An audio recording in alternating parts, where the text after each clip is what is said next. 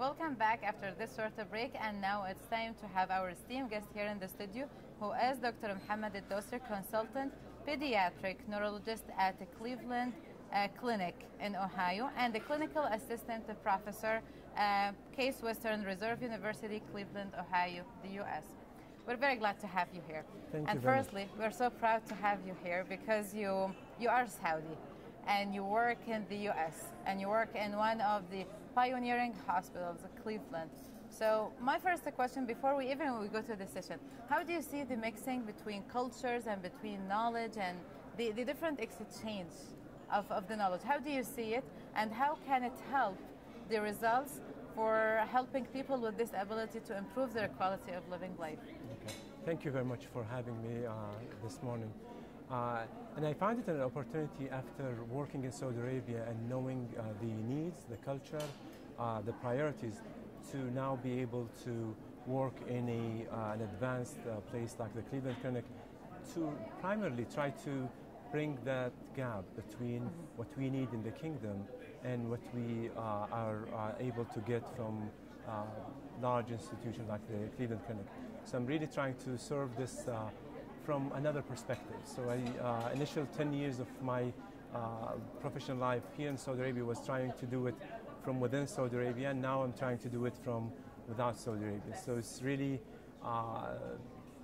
been a very pleasant experience, and I'm privileged even to, this time around, to even invite others to help me with the same mission. And it's very good that you kept the connection between both countries. Like you are living there, and you're coming to visit here, and you are attending the conference here. So it's very good that you keep that bridge. I agree.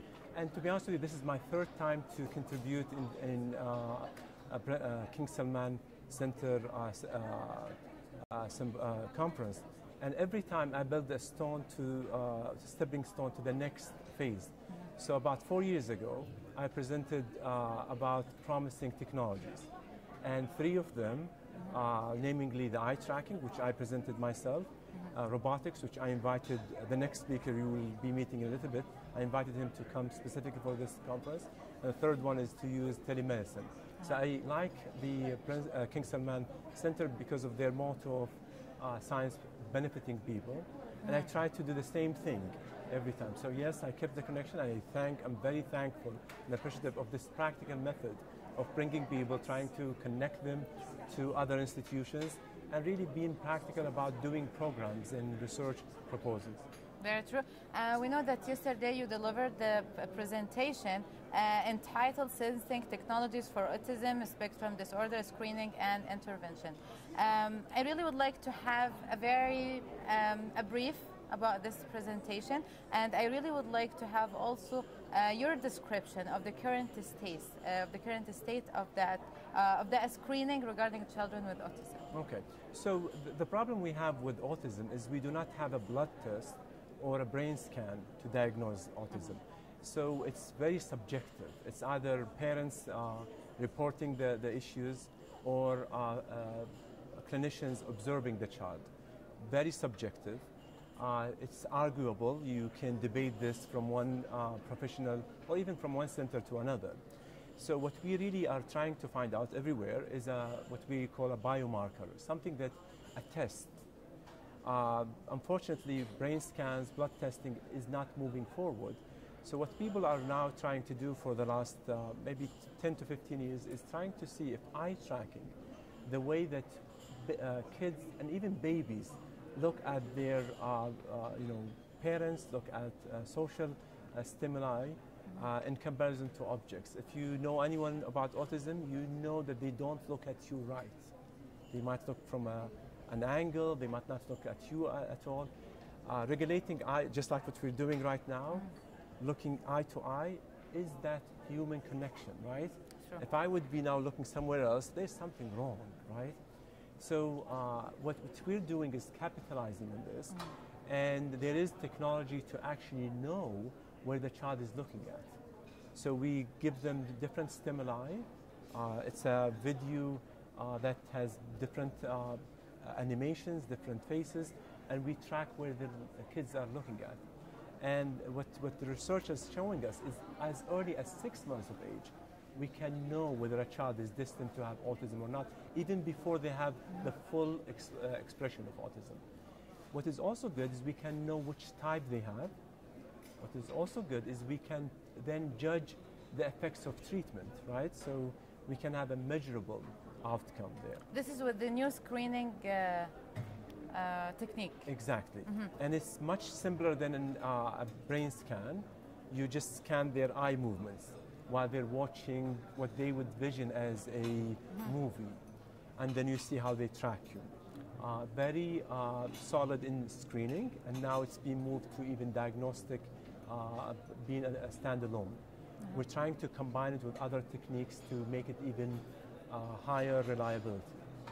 And I'm sure that you are at the clinic, Cleveland, the clinic you already implemented. Yes. So can you talk more, please, about your experience, the clinic experience with this new screening technique? Sure. So parents always struggle with this diagnosis, and what we have found is that having an objective measure makes families more reassured about the diagnosis. And again, even if we say the child is improving, there's an objective measure there.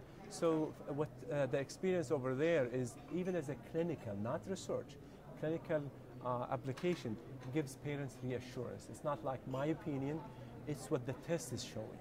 And as humans, we all kind of argue about opinions, observations, but if a test comes back positive for something, then, you know, reliability and moving forward.